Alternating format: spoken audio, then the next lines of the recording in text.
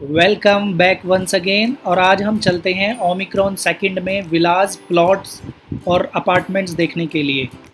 Omicron second की परी चौक से डिस्टेंस 7 किलोमीटर है, यानी कि आप 10 मिनट से 12 मिनट में आप परी चौक से ओमिक्रॉन सेकंड पहुंच जाते हैं।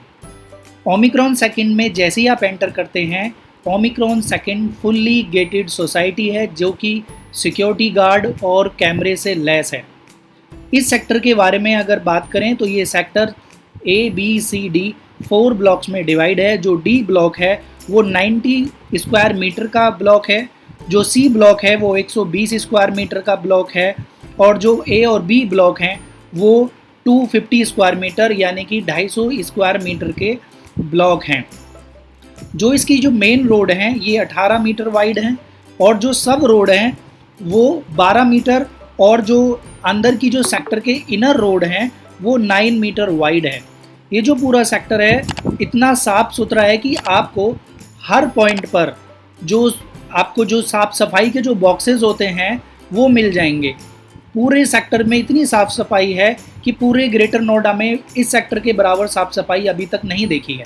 मंदिर, यहाँ पर एक महादेव का मंदिर है जो कि आपके सेंटर पॉइंट के जस्ट बराबर में ही है, और पूरा जो सेक्टर है वो सफाई के लिहाज से बहुत ही खूबसूरत है, बहुत ही अच्छा है। आपको हर पॉइंट पर स्वच्छता मिशन चलता हुआ दिख जाएगा। स्वच्छता का इस सेक्टर में बहुत ज़्यादा ध्यान रखा गया है।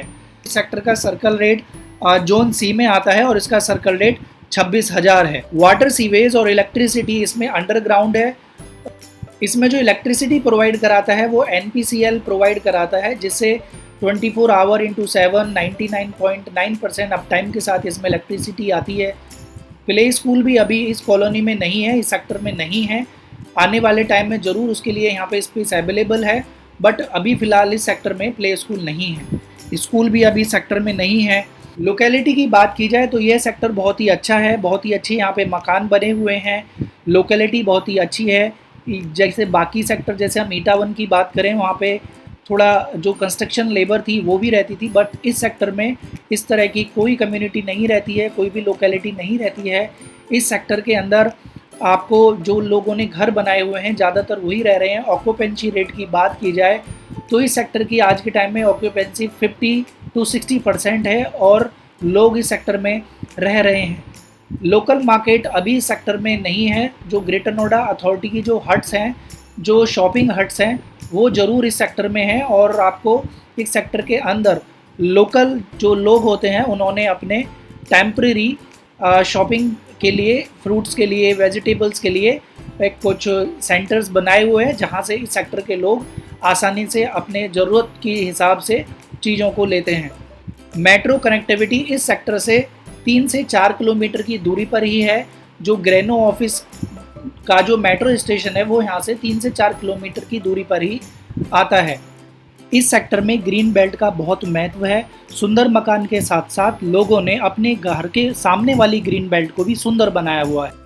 ये एक बिल्डअप हाउस आप इनको कह सकते हैं, या बहुत से लोग इसको विला भी बोल देते हैं, लेकिन ये ग्रेटर नोएडा अथॉरिटी के बिल्डअप हाउस हैं। आपको ये खाली प्लॉट नहीं मिलेंगे इस सेक्टर में। ग्रेटर नोएडा अथॉरिटी ने जो ग्राउंड फ्लोर है वो आपको बना के देती है, वो ऑलरेडी बिल्डअप हैं।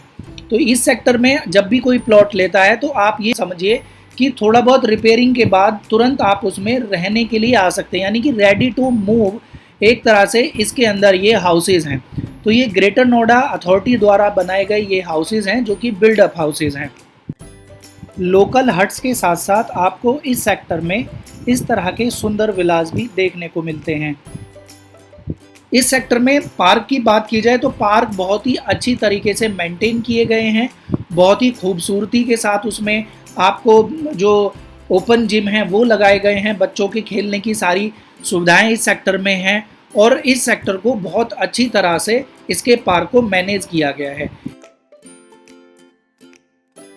घर इसमें बहुत ही अच्छे बनाए गए हैं, बहुत ही सुंदर घर हैं। जिन लोगों ने बिल्डअप हाउस को रिनोवेट किया है, अपने हिसाब से डिज़ाइन किया है, अथॉरिटी के परमिशन के हिसाब से आप इसको थोड़ा बहुत रिनोवेट के समय हल्का फुल्का डिज़ाइन भी चेंज कर सकते हैं, बट अथॉरिटी के खुद के डिज़ाइन है उसके अकॉर्डिंग ही आप डिज़ाइन चेंज कर सकते हैं। प्रॉपर पूरा डिज़ाइन नहीं कर सकते, थोड़ा बहुत जो आपके हिसाब से चेंजेस है अथॉरिटी की परमिशन से आप कर सकते हैं। ये बिल्डअप हाउस सेम डिज़ाइन और नक्शे पर ही बनाए गए हैं।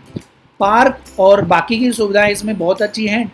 आप इस सेक्टर से जैसे ही बाहर निकलते हैं तो 130 मीटर रोड से आप बुलंदशहर जा सकते हैं। पास में ही ईस्टर्न पेरिफेरल एक्सप्रेस वे है और धनकौर, सिकंदराबाद और ईस्टर्न पेरिफेरल से आप जयपुर, आपका मेरठ, इधर आप पलवल कहीं भी जा सकते हैं। तो यहाँ से कनेक्टिविटी आने वाले टाइम में ईस्टर्न पेरिफेरल की बहुत ही ईजी हो जाती है, जहाँ से आप देश के किसी भी कोने के लिए आसानी से जा सकते हैं। तो इस सेक्टर का बहुत ही एडवांटेज ये है कि आपको यहाँ से बराबर दूरी पर metro connectivity, eastern peripheral connectivity और बाकी जो सारी अम्यूनिटीज़ हैं वो 3 से 4 किलोमीटर की दूरी पर आपको बहुत आसानी से मिल जाएंगी। जो इसका सेंटर पॉइंट है उसको इतनी खूबसूरती के साथ मैनेज किया गया है, वो बहुत ही सुंदर लगता है, देखने में बहुत ही आकर्षक है। और जैसे मैंने बताया, साफ स्वच्छता का इस सेक्टर में बहुत ज़्यादा ध्यान रखा गया है। ग्रीन बेल्ट को काफ़ी अच्छी तरह से मैनेज किया है लोगों ने। तो ये सेक्टर कनेक्टिविटी के लिहाज से 3 से 4 किलोमीटर रेडियस के अंदर यहाँ पे सब आ जाता है।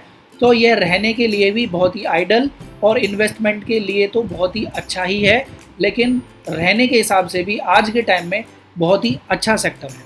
इस सेक्टर की जो सबसे ख़ास बात वो ये है, जैसे ही हम इस सेक्टर से बाहर निकलते हैं, यह सेक्टर 130 मीटर की जो रोड है जो आपको डायरेक्ट नोएडा से आपको ग्रेटर नोएडा को जोड़ती है, उससे कनेक्ट है ये सेक्टर। तो आने वाले टाइम में इस सेक्टर का बहुत ही ब्राइट फ्यूचर है।